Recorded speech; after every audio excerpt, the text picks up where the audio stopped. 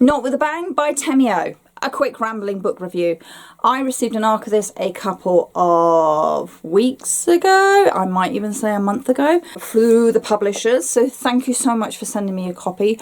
I have loved Temi Oh's other book, Do You Dream of Terror 2, and I have More Perfect on that shelf up there, and I love their blend of humanity and science fiction. It feels very contemporary, feels very relatable, so if you're still wondering what type of sci-fi you're into and you're not really ready for the hardcore stuff, Temi Oh is an author I would highly recommend. So, Not With a Bang, we follow Briar's family before and after a global event that may or may not be an alien invasion, a first encounter, or a global extinction event. We're not sure, and that's great. There's a lot of questions going on here. The family seem to have some sort of connection with what's going on, but it's all told through Briar's eyes, or she's had it recounted to her after events. So this is a story that's kind of told in present tense, but also referring to events that Briar wasn't actually present for. What I really like about this is it focuses on the family dynamics, and this family has kind of drifted apart. There's been a past event that we learn about later on that has caused a rift in the family. Things are not good. People have stopped talking to each other, and it's kind of like we're going to use a big family wedding to kind of have one like event as a family, and that'll be it. That'll be everybody moving on to their separate ways. The family are keeping secrets from each other, so there's a lot of things that kind of come out over the course of the days, and also it's very much about loving each other and supporting each other, even if you're not really on talking terms or you don't really understand your family anymore. It's about the dynamics of this family and how they come together as a whole in order to survive these events. I love the writing style. I like the way that Briar's voice can be heard, but also it's very clear that she lets her other family's voices come through when she tells their parts of the story.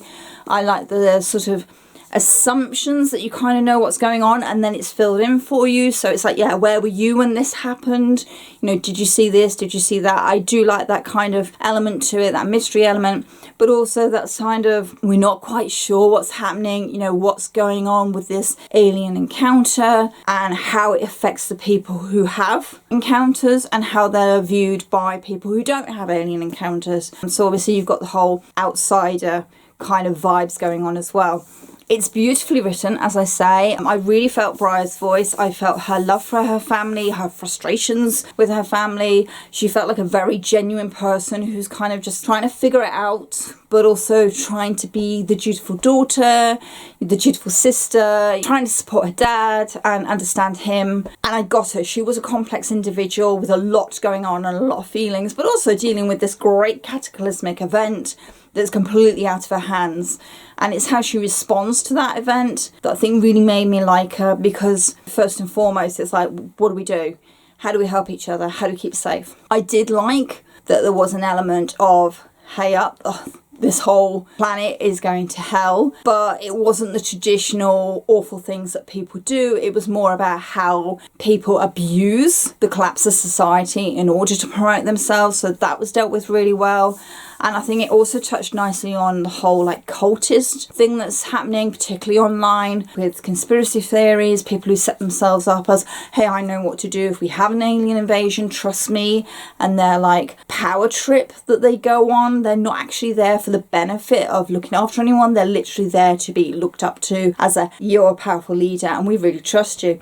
So that was really interesting as well, because obviously we see a lot of this on YouTube right now. There are people who come up with these ideas and go, you know, you can follow me, you can believe in me. And it's like, are you doing this for the benefit of everybody else, or are you doing this because you want to be idolized? There's a lot of commentary on society in here. Obviously, Temi is a black author herself, so racism is touched upon this, and police brutality as well, but not the way you think it is, which is quite interesting. But also people finding their place in their communities, the change of communities over time, how part of a city can start off as poor and destitute, and if you hang on long enough it will become a rich affluent area where everybody else has been like pushed out and you're left there because you've hung on by the skin of your teeth. I think there's a lot of discussion as well about being an outsider, of not really belonging, and it's quite interesting, that theme of I want to be part of something bigger than myself because I'm not part of anything in my actual life,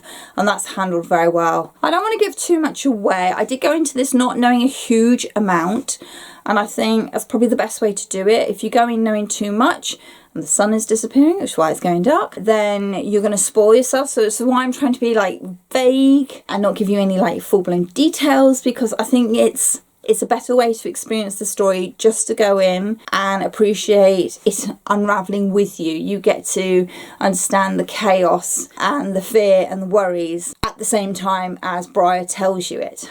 So I think it's important not to give spoilers for this one, but I am just going to say I really enjoyed it. I read it in one afternoon. I wasn't working. And I just like the way that the story unfolds, how the characters develop and grow, and how it's not an overly bleak view of a like end of the world thing, but it's also not like hugely way it's a utopia vibe to it. I think it's quite an honest view of what would happen if such an event were to happen in London. Not with a Bang. Currently now out in hardback, so go and treat yourself to a copy or request it from your local library. As I say, I love Temi Oh. I think she's an amazing author with a nice blend of human realism with sci-fi aspects. So I think she's done, again, another very good job with this one. So Not With a Bang. Have you read it? Keep it spoiler free down below for those that haven't. Let us know your personal thoughts. And as always, thank you very much for watching and happy reading. Bye.